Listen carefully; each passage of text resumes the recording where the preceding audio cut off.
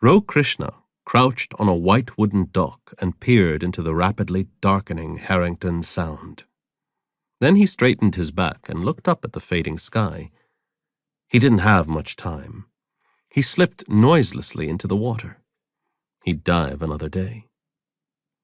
The water was the same temperature as the air, like in a sensory deprivation tank. He backstroked toward a large raft anchored a short distance away. Clambering on, he flopped onto his back and crossed one leg over the other at the knee.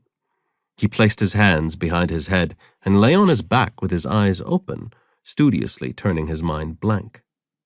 Roe had once read that soldiers managed to get through war by turning their minds blank.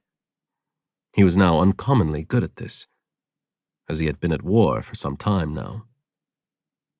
He lingered on the raft, looking at the first stars of the evening, deliberately cutting it close. Finally, he lowered himself into the now inky water and swam back to the dock, pulling on his surf Lucadia t-shirt. He padded barefoot up the hill. As the large colonial-style house came into view, he saw that preparations for the party had advanced significantly while he was in the water. At least 2 bars were now set up on the lawn. A peculiarly international selection of food trucks had formed a queasy circle. Several people were struggling to set up a bouncy castle that was clearly too large for the space it was meant to occupy. Roe continued up the path and entered the house via an inconspicuous side door. Walking into his room, he picked up the watch on the bedside table and saw he still had 30 minutes to get ready. He would be all right. A shower first. He took off his t-shirt and his navy blue swim trunks.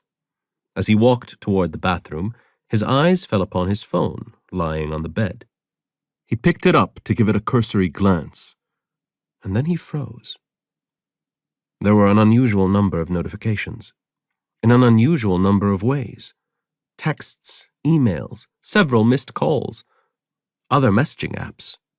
He decided to begin with his emails and scrolled down to the earliest unread message.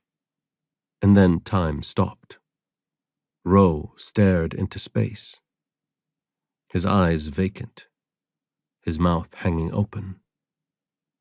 His phone dangled from his hand.